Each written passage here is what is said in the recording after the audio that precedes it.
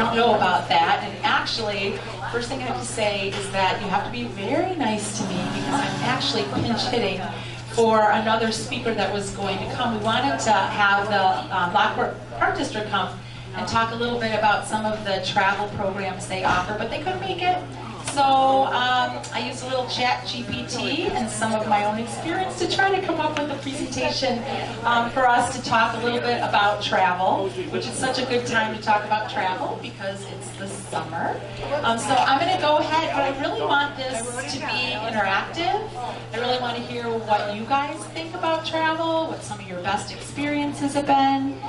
So we'll go from there. Do you guys need some help over there? Okay. All right. Like a trip to Iceland. Well, you know what? I'm going to back up real quick just to say one other thing is that we have sponsors. I think you guys come to so many meetings. We have sponsors who help sponsor some of the breakfast. And the gentleman from Physical, he would have been on the brochure. His name's Kyle. He let us know this morning he couldn't be here to do his little 5 minutes because his house got hit by a tree last night, and so his family's fine. It was a real short message. He said the family's fine, the house is a mess, and he had to do that. So we'll have him back another. I wanted to acknowledge that and just be thinking of him and his family. I know when that the weather's been very crazy. So now we'll start.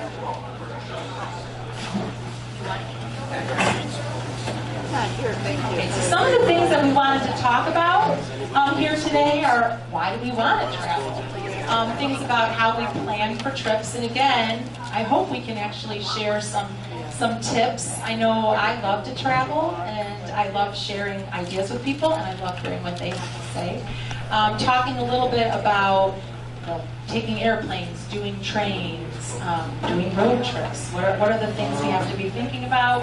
How can we save money? And we'll talk a little bit, we'll have our friend Courtney from AARP come up here a little bit later and give us some ideas for how we can maybe use ARP for saving a little money.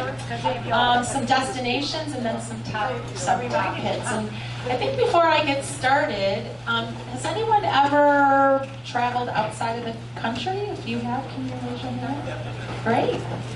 Has anyone ever kept track of how many countries they visited? Anyone know those?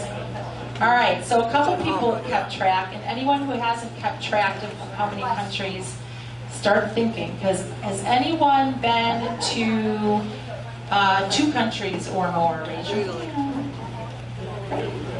Anyone been to 5 countries or more? Raise your hand. Wow. Anybody been to 10 countries or more? Raise your hand. Anybody else? Oh, we got a couple people. 10 more. Oh, 10 more. How about 15 or more countries? And got maybe any more than 20. I feel like I'm doing an auction. All right, so we've got some folks that have traveled to a few countries. We've got some folks that have traveled to maybe 15 countries. I think that's fantastic. I think it's one of those things where once you left the country, you've got your passport, a lot of your work's cut out for you and you do a little bit more. How about traveling in the U.S.? Has anyone been to all 50 states? Woo! This is my travel team right here, for sure. And good, because then you're close, and when we talk about tips, you can help me out here. That's great. Does anybody have that as a goal to go to all 50 states? I do. I have 5 left, including Alaska. But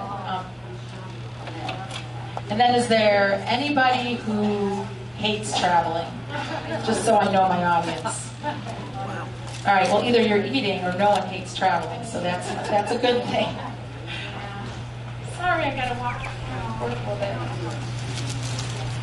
So, one of the things about travel is why do we do it, right? We could be very, I guess what I want to say, very fulfilled just being at home. My grandma, she lived in Wisconsin and she basically barely left her house. One time she went to Florida with my aunt. She's got all those pictures, and she would talk about it quite a bit. But she didn't like to travel. She felt like it was really stressful. So when I was doing some of the research for this, just to kind of think about, well, why do we do this? Really talked about how travel actually can like rejuvenate us, and it can actually reduce stress. But in order to do that, you have to plan. You can't really just throw yourself into travel because it can be kind of crazy. You also need to think about who you travel with, because sometimes they can make you crazy. I'm just saying.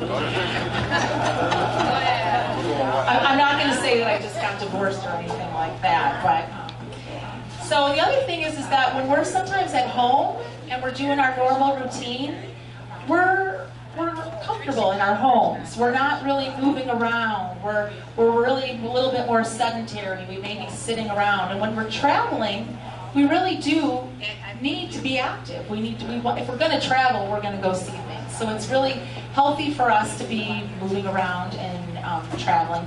The other thing is that one thing people say is that they actually want to stay healthy and strong because they want to travel, right? Like if you're going to be home, you may not be thinking about, well, gosh, I want to, stay strong. I want to stay active. I want to be able to move around. But if you have a goal of traveling, you know it's harder to travel if you don't stay up with your health. Social connection. So has anybody gone on like an organized group trip where you go with other people?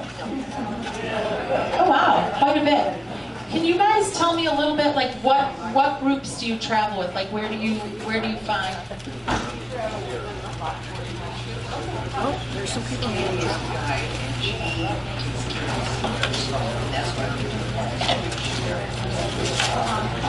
Really?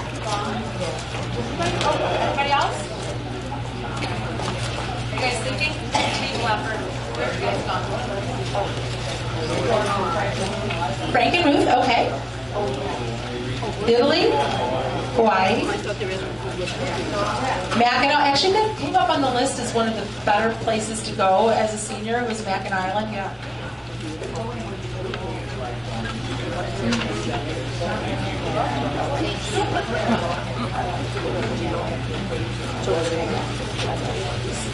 I love that. So for everyone to hear, we're talking about Blackford Township, right? And I'm sorry, what was her name again? Katie. Katie has been really helpful on planning these trips, and just everything's organized, and you just pretty much mark your calendar and send in your check and pack your bag. Oh, sorry, forget this. The trips are awful, you don't want to go. Now they're going to be booked. Does anybody else do the trips with the township? Wow. Do you guys all like each other after traveling? I want to hear what you like. I wish I would have known this. I would have had you guys bring in some pictures for my slideshow. Does anybody else use a different group when they're traveling? Another group that they like? I'll come over here and find out what that is.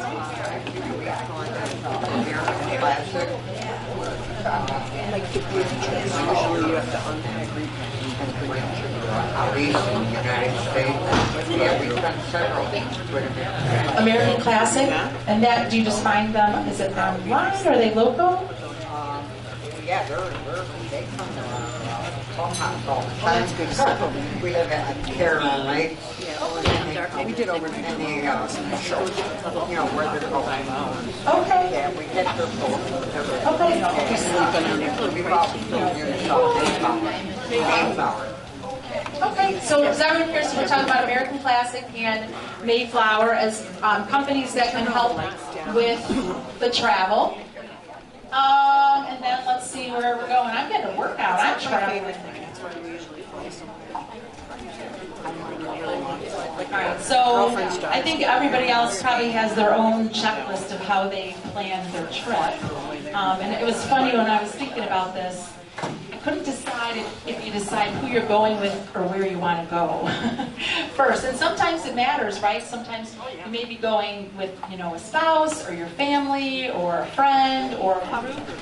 So sometimes that really matters, because when you think about who your who's are, all of a sudden you've got to try to meet other people's needs, right? It's like, I know sometimes I've had an idea that I wanted for a trip, and I'm thinking, okay, who would want to go on this trip with me?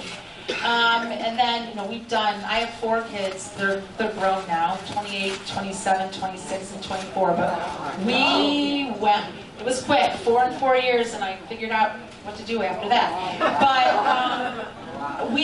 I worked a lot, I traveled a lot before kids, and when we had kids, I really wanted to still travel. My youngest was 2, and he had his passport, and we were traveling, we traveled a lot. We actually figured out that spring break was cheaper in Europe than it was to go to Florida. It just happened to be March was not a very busy, so anyway, tell your families that. It's probably still a little bit true. It was very expensive to go to Florida or anywhere warm in the States during spring break, but early March was not a very popular time to go to Europe, but we would go quite a bit. But my point about that is it depended. If it was my husband and I going, or if it was my husband and I and friends, or if it was my kids, it really mattered where we would be going for trips. And then you kind of decide, okay, kind of at the same time, where are we going to go? And then you have to think about the needs of the people that you're with. Of course, when my kids were little, there were certain things we could do and certain things that we couldn't do, And then I know with my dad's 83 and he has MS, and now he's in a wheelchair, and my mom and dad really preferred to do a lot of the cruises, because once they were on the cruise, they could get around and they could still do excursions. A little bit too about how do you want to get there. I mean, I think if you're going abroad out of the country, you're going to need to fly. But in the States, there's a lot of options. In fact, has anyone ever traveled by train? Yes. Yes, quite a few. That's on my list. I have not. No, don't do it. I just came back on a 21-hour train trip. We left Union Station, went to some God knows place in New York for 21 hours, stayed 2 days, and took the train back. Oh, Was the train on time? Because I've heard it's not. Schenectady. I went to Schenectady, New York, for Irish camp. oh, my God. That's a long ride for 2 days. Very long. Might not be so bad if you were maybe a little bit longer Not trip. first class either. Well, I think too, there's one thing, and I don't know, I know we're talking a little bit about train travel, but the different kinds of accommodations. You gotta get Right, first class. right. They had a much better time. Yeah, yeah. Rocky Mountaineer. Rocky Mountaineer. Wonderful. First class. First class. First class, Rocky Mountaineer. Big, huge seats you sit in and like lounge chair. And I'm guessing that's going out west, and it's beautiful. Canada, Calgary, Banff. Oh, that would be amazing. All right, I might put that on my list. 'Cause I do. Then you got off at night and you went to a hotel. You didn't sleep on the train. Okay. But I hear the train, like the actual sleeping cars, some people love that too. So then the other thing when you're planning your trip is just really sharing your itinerary with other people as you're planning it, because sometimes it really helps. Just like we're talking now, it really does help once you kind of have your trip. Talking about it with your family or friends, because they may have done something like that and have different advice. I'm just thinking of my travel friends here. I mean, you guys seem to go on a lot of trips, right? A lot of cruises. A lot of cruises, yeah. And do you learn things from other people when you're on cruises or Over the years we have. Yeah. We snowbird by driving down to Mississippi, and then we'll do multiple cruises from different ports. So we drive down there. Yeah, no, that's perfect. And we do journey cruises, which are 10 days or more. And no children usually. Very long. That's a little more relaxing. This couple here, they drive down to, you said down to Mississippi? Yeah, we go out of Mobile or out of New Orleans, or we've driven us out to Tampa, as you know. Well, I think that's a great idea. My parents lived in Florida near Jacksonville, and that's why they could either go down to Cape Canaveral or out to Jacksonville. So while that is a great suggestion, if you can get to a port and hang out close to a port, because half the expense, really not half, but a big part of the expense for cruises is the airfare to get to the port. So if you guys camped down somewhere where you could just go. And then my parents sometimes would be like, they'd get like 3-day notice if they wanted to jump on a cruise, and it was so cheap. We've heard a lot of people on the cruises that were able to do that. Yeah, yeah. If they're within 5 hours, Right. it's like, Just jump. we're there. Yeah. But a lot of the journey cruises are already sold out. So sold out. Yeah. If you're not born in this country, you have to check out if they will let you back in. I have a friend born in Venezuela, lived here 50 years and has full citizenship, and they told her she could not take a train trip to Canada because they would not let her back. Well, you know what? One of the things right now too is just overall, just making sure you have your documents. Does everyone here have a real ID? Their driver's license ID, real ID? Yeah, so I don't. I have my passport because I thought I don't need that. I don't want to, the lines, everything. And then I was just flying. Actually, I was just flying to Wichita, and my passport fell out in my car, and I got to the airport and security, and they didn't have it. So I didn't have my real ID, and I was like, dang it, I should have had that real ID. But the one good thing is that I had the Clear and the TSA check.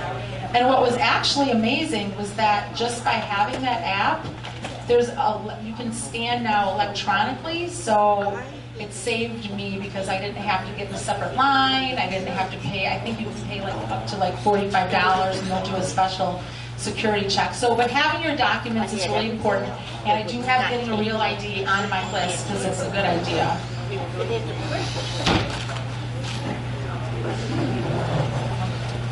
Thank you. There was just some information about, making sure what you pack.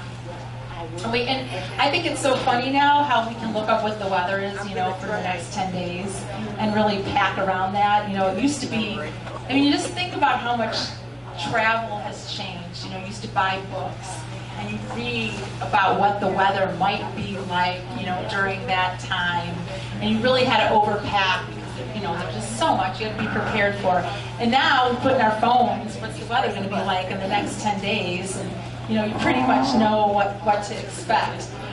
You want to look at your itinerary, right? Like if you're going to be doing a lot of walking, if you're really going to be doing some sightseeing, if you're going to be on the beach, you want to kind of make sure you're bringing things, of course, along with your itinerary.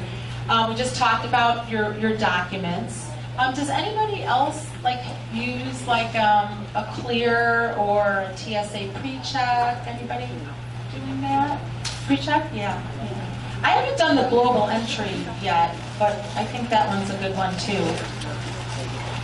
It talked a lot about packing light, and I know I'm so bad at that. I either want to have a carry-on and have nothing, but if I'm bringing a suitcase, it's the biggest one I have. They say don't do that.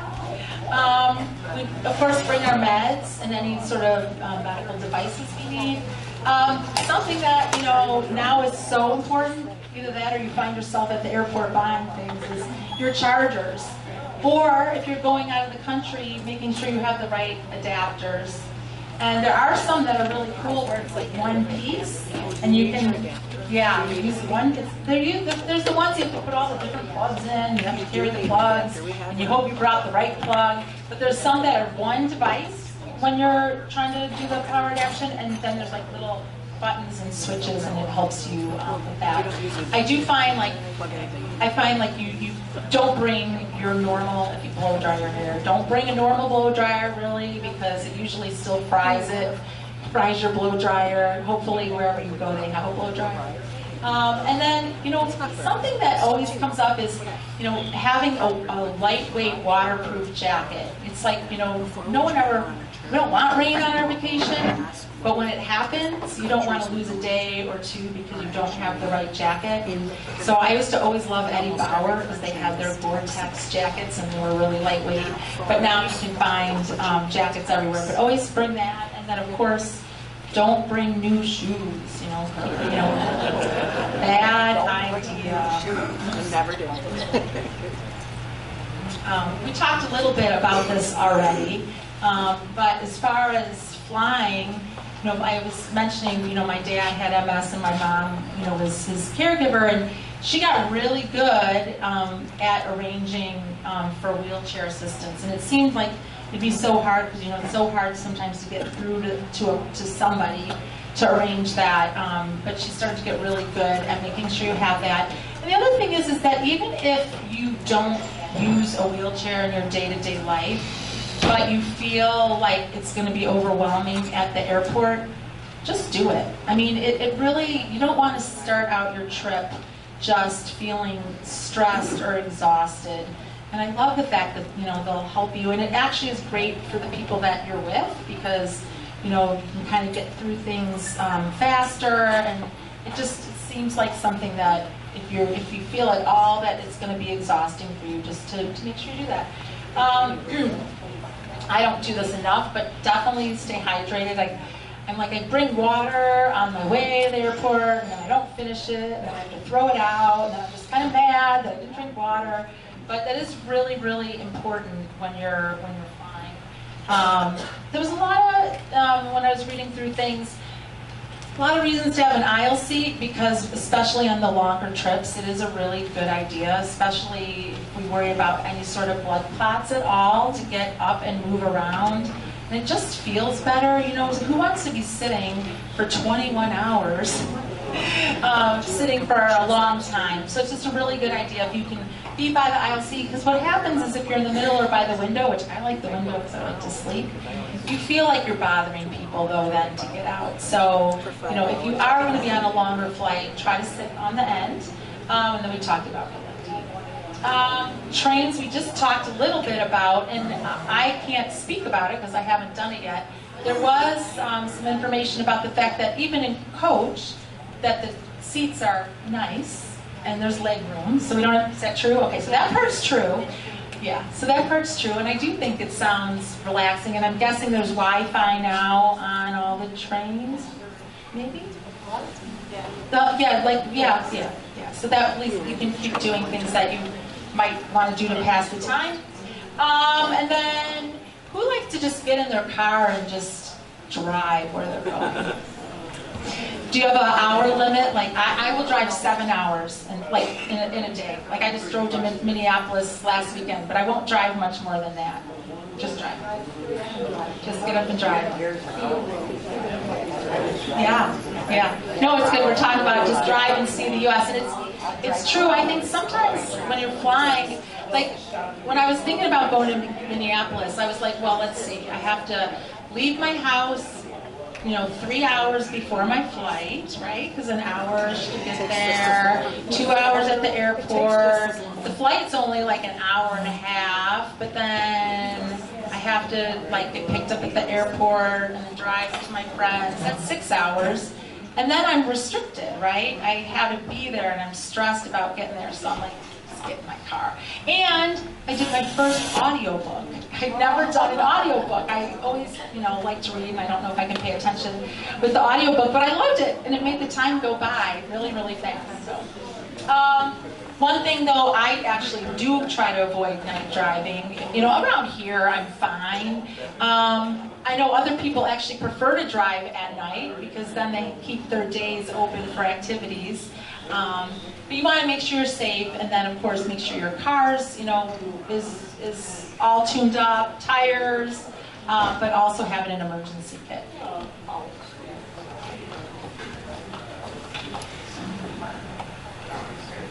All right, this is probably where I'm going to have Courtney come join me for a little bit. But one of the things that there's reasons people don't travel, right? Some is time, right? Sometimes when we're working all the time, you can't get the time to get away. And then when we retire, I'm 57, I'm sort of semi-retired, wanting to retire, and I think, okay, I'm going to have less money, but I still want to travel. So it's this balance of, how do you make it work? And so some of the things that came across when I was working on this is just where some of the best discount programs are. And AARP was right up at the top, and I did start digging around it, and I'm like, wait, Courtney's here, so I don't have to really speak to that. But we were talking a little bit too about AAA, Amtrak has some senior programs, discounts, the National Park Pass. I love national parks. And they offer, I don't know what the discount is, because I don't think I qualify. $80 for lifetime. $80 for lifetime, and once you're 60, okay. Because I think I pay $80 a year, right now, or something like that. Okay, so for the national parks, once you turn 60, you get a lifetime pass, and I love that. That only gets you into the park if you're planning on camping. And that's Yeah, sure. To get into the park is the pass, and then if you're camping there, then you usually have to pay for your spot. And then I just jotted down from the Lockport Park District just what some of their upcoming trips are. And I have to tell you folks, I didn't really realize that the township had a travel program, so I completely missed that. Shame. But now I heard it's really great, but we're not supposed to tell anybody about it. So it's a good thing I didn't put it on the slide. And then, Courtney, do you want to come up and talk a little bit about what folks can find out about ARP's travel? And thank you. I didn't give Courtney any notice on this, so bring it on. Okay, hello everybody. How is everyone? Good. I mean, I don't know about you, but now I want to travel. So, and speaking of that, so I actually booked a car rental for, like, we're going on our first college visit. Yeah, I know. Yes, that's how I feel. On August 6th, and so we had Southwest. So, like, a lot of times airlines will have, you know, you're using their card, and then you're getting those frequent flyer miles, and then you get to use those points. We do that. That's how I save. We really do save a lot of money on the airline part. Car rental, I do tend to use AARP. Just happens to be I usually get very good prices, and that's what I just used when I booked our car rental for next month. And so here's the best advice I can give, honestly. Like, AARP obviously is, we have, if you did not know this, there is a benefit. It's called AARP Travel. It is no doubt for airlines, cruises, rail, car rental, hotels. It's everything you would need, as well as planning. So it's absolutely something to check out. I'm not selling that to you. I truly, like, use it as a tool. If you are a member, check those prices. If they work for you, they're the most affordable, then yes, if that you feel good, go for it. If there's something else, because again, look at all these other options like AAA, something through the Cook District. Again, your flight might be cheaper because you have points, or your credit card has points and you're getting cash back, or you're getting to use it for, you know, travel related things. Do whatever you need to do, right? Because I don't know about you, but want to save as much money as we can. So AARP does have that as a benefit, so please take advantage of it if it works for you. At my table, actually, I have a brochure. It's kind of like all the benefits of AARP overall, but it has an AARP travel section. And then it has our phone number and our website and all that stuff. You can go to aarp.org/travel, but it's on the sheet, so take one of these certainly before you leave if you are interested in more on the AARP travel. All right, here you go. Sure. Thanks, Courtney, for helping me with that. When I was looking a little bit at some of the AARP resources, what I actually loved were some of the articles. You know, it's sometimes really hard to get, like, just, I want to say, like, articles that aren't trying to sell a place. And I just felt like, I don't know, I just felt like the checklists are great, like the travel checklists are great. I could do, you know, like, we could do a whole AARP travel checklist, which I love, but we're getting there, let's see. Oh, we talked a little bit about destinations, and you know, I just was just like, oh, what are the best destinations for seniors who want to travel? And cruises really came up really, really high, and I think for a lot of reasons. You know, one of the things I think I would say for me the hardest part about travel is sometimes when I spend money to go abroad, I want to stay long because I've spent all this money to get there, so I want to stay, you know, 10 days, 2 weeks, and I want to go to a couple different places, right? And the big hassle is, remember I got the big suitcase, is going from place to place to place to place with my suitcase, right? And then you're making all these accommodations at, you know, all these places. And I think that's one of the reasons why cruises are so attractive. You get there, you put your things away, and then you still get to see a lot of things. And so the number one was doing the Alaskan cruise. Has anybody done an Alaskan cruise? Oh, look how many people. Yeah.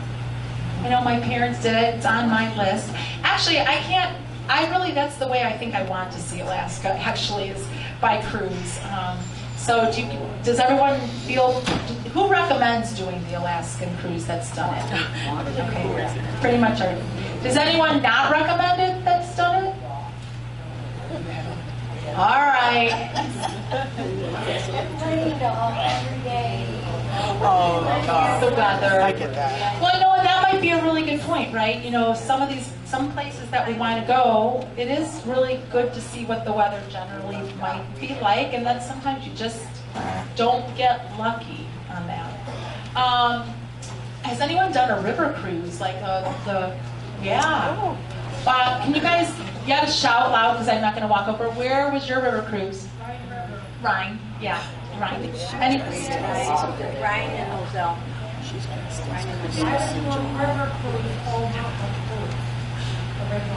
And can you say to me, I know it's, let me come over because otherwise I can hear you a little bit, but I don't know if everybody. So, because you said you would prefer doing the river cruise over any other cruise? I liked it because it was smaller. You got to know the people on the boat. We stopped in many ports. I don't like the ocean, the up and down. Sometimes that can get really bad, but this is nice and smooth. And you are still getting to see the towns, and probably, do you like get off and stay then is it still just like a day, just like it would normally be? Okay, any other river cruises? Yeah. We cruised down the Nile. The Nile? I would like to do that. Oh wow, how long of a cruise down the Nile? How long is a cruise down the That Nile? lady that did it 30 It was 10 days. The lady in the end, it was 10 days. We get off and see all the different things to see. It was miraculous. Is there a certain time of year that you can do that? Is there a season you can or can't? I don't think so because I think the weather over there is always nice. So, but we always do the beginning of the year because we worked all year and then like March or April is when we usually go to our summer. I think that one might have to be on my bucket list too. That sounds like an amazing thing. Hello, this is Claus. Hi, Denise. You're on my good list. It is still Christmas in July. Oh, wait. The funny thing is when we were talking about Mackinac, you guys said you guys did a township trip to Mackinac. And it just was funny because I looked at a couple searches to see where good places were for seniors to travel. And Mackinac Island, Alaska, and cruises. But Mackinac Island kept coming up. And when I was younger, my husband sailed and I sailed a little bit, but they would do the Mackinac race and I couldn't take off that much time for work. So my job was they would sail up and then I would drive around to Mackinac and hang out, have fun, and then drive the people who didn't have a lot of vacation back. And I thought it was fun, but I thought it was also a lot of walking. So who's done the Mackinac trip? You guys? Who's gone to Mackinac? I guess. So, is it a good place? Should we continue to say it's a great place for seniors? Yeah. Yeah. I mean, the great thing about it is there's lots of restaurants and food and fudge and horses. And we talked about the national parks and the fact that after 60, you can get your lifetime pass. We're almost done. I don't know that I have to go through these because I think we talked about them, planning. Oh, a pre-trip checkup, right? I mean, it kind of, depends what you've got going on. But, you want to make sure that you're healthy. Has anyone had to get medical care outside of the country? My daughter did. Your daughter did? My daughter had to have stitches because she slipped on something. Yep. Yep, it's totally a different world. This was in Croatia. And it was kind of nice. We walked up and it was all that, but it was a little bit different. So make sure, and you can't help it when there's an accident, but you do want to make sure that you're healthy and you've got all your prescriptions filled. We talked about traveling light. Staying hydrated. Having snacks, even though for me a lot of the trip is all about the food, so why do I want to bring a granola bar? But you never know, and I also feel like, as a mom, think half of my backpack was snacks because I didn't want crabby kids or a crabby husband. Your ID, your meds, your emergency contacts. You know, we didn't talk a lot about this, and you know, maybe like where did Andy go? There's a lot more about how to stay safe when you travel, right? I feel like a lot of times, we're having so much fun. I know I'm drinking a lot of wine, but you got to make sure you're staying with your group, that you're, keeping your things close. It ruins a vacation when things happen. I remember when I was in my 20s, we were in Nice and we had our car parked on the street, and I don't know, we were at some restaurant. It was us and another couple, and we came back and something had been drilled through our lock, and all of our things were gone from the car. Now the good thing is that most of our things were in the hotel, but I think my ex lost his Eddie Bauer jacket, actually, now that I said that. Make sure, you don't overdo it. I know sometimes, I overplan what we're going to do for the day. Don't knock yourself out. Or rest when you can and ask for help. A lot of times it's just fun to either ask people at your hotel, or if you're staying at Airbnb, a lot of times the hosts are so great at giving you advice. And then talking to other people when you're in a place.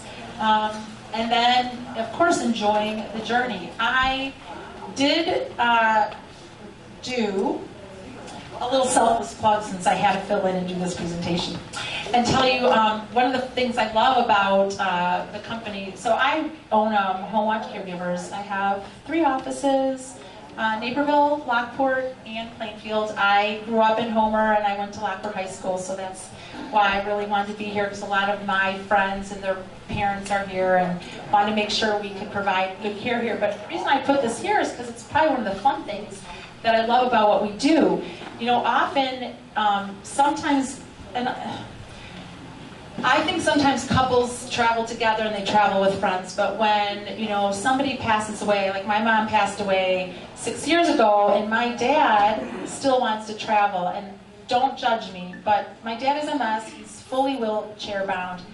It's a lot for me to travel with him, and so I love the fact that I can hire a caregiver to come with us.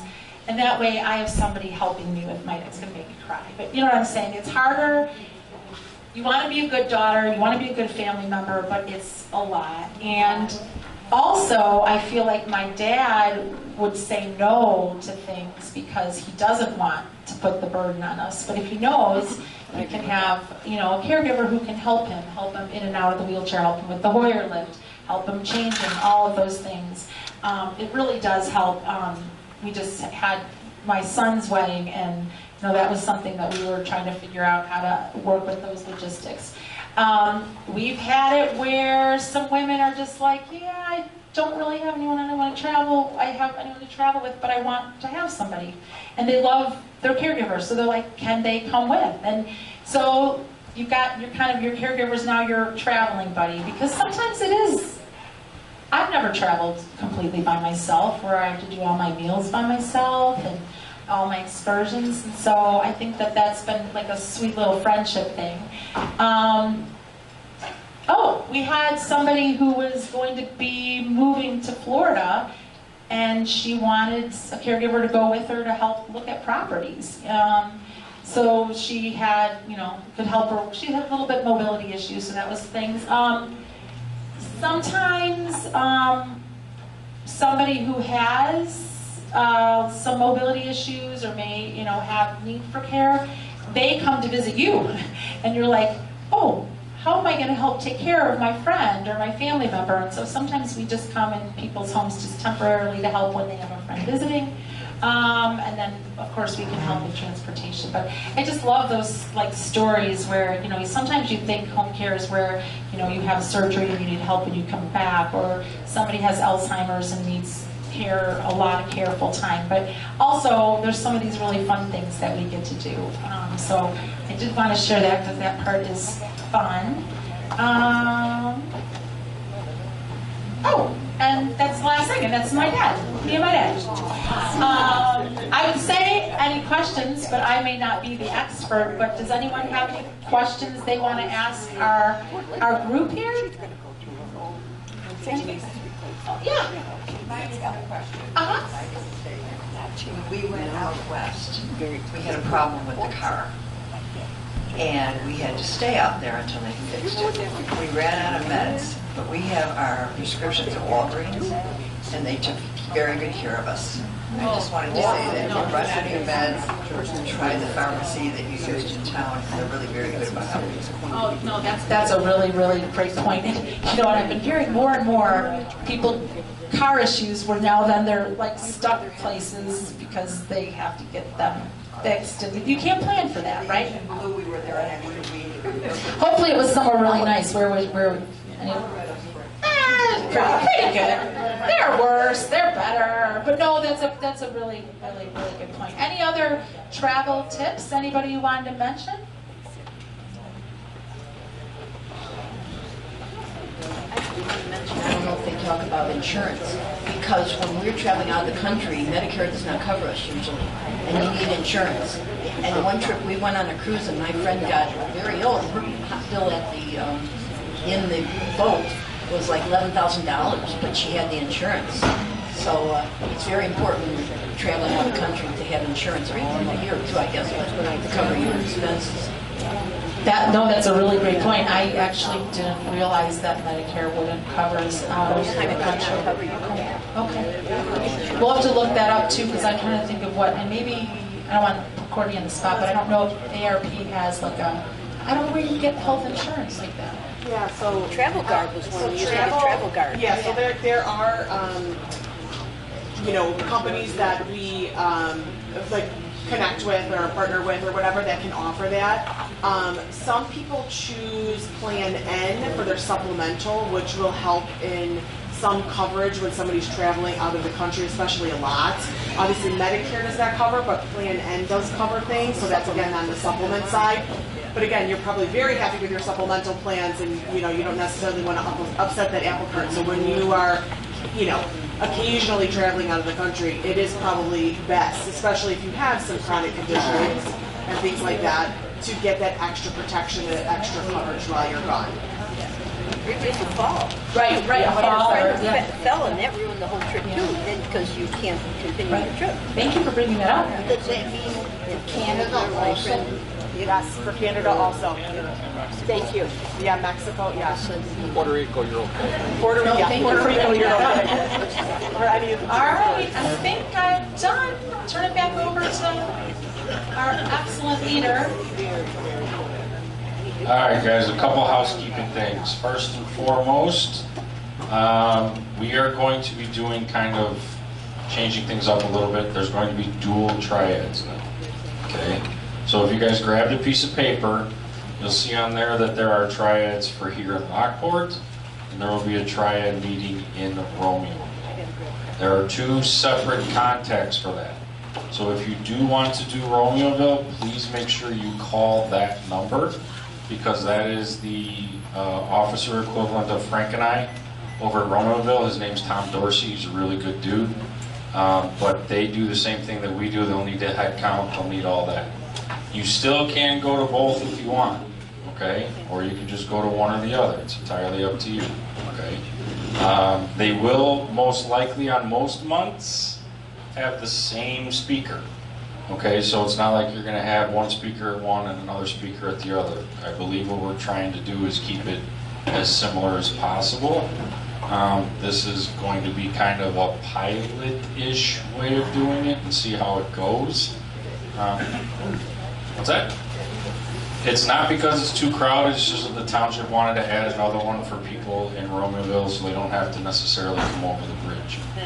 I don't blame you. I live in Lockport now and I don't want anything to do with that bridge. I've been a police officer here for 21 years and I still don't want anything to do with that bridge.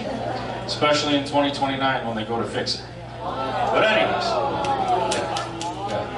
that's a topic for another day. Okay? So if you grab that sheet of paper, you'll see that still on here, everything is the same. If you want to come to Lockport, you can still get a hold of Judy, get your name on there. If your name's on there, you're good. If you still want to just contact me, email me when I send the emails out, that's fine too. Okay? Nothing changes for Lockport.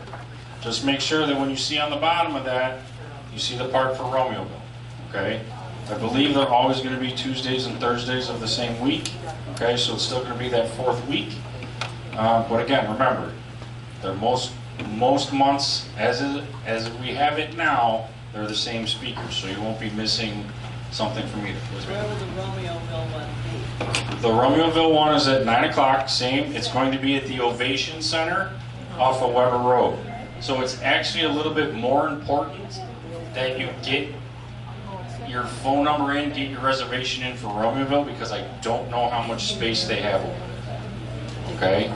And plus it's starting out new, so they kind of got to figure out, work out the kinks and what they want to do and how they want to do theirs. Okay? They're not as excellent as we are over here. I know Tommy's a buddy of mine, but okay? So that's one. So just make sure you keep an eye on that. It'll also be the same flyer that I send out in the emails and stuff like that, but if you didn't get one from Judy today, you will see it when I send it out.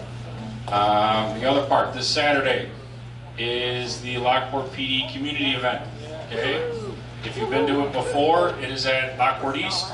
It's at the practice field for the marching band right there at Farrell and 7th from 11 to 2. Feel free to come on out. There's a bunch of vendors. There's a touch truck. We will be having Lifestar land a helicopter this year, so that's going to be pretty cool. Pretty excited about that. The command staff will be cooking as usual. Just a bunch of cool, fun stuff to do and get to mingle with people and have a good time. Okay? All right? All right. I release you. Have a good day. 1 second, just a shameless plug, as we say. So AARP is hosting an event called Women Over 70.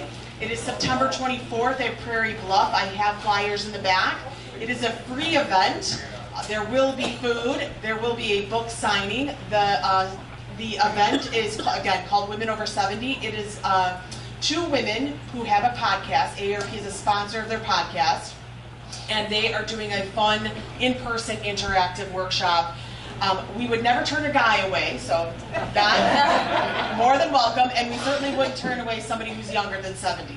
However, it is women over 70, so you can take for what it's worth. But would love to have you, again, free event. We just need registration, though, because we do want to make sure we have enough food and spots and all that fun stuff. So I am obviously here. I'm the one who's taking the registration. So feel free to take a flyer, think about it, or even give me your registration today. It's fine. But it's free and super fun. It's going to be great. So thank you so much. Okay, now I release you. Have a good day. See you guys next time.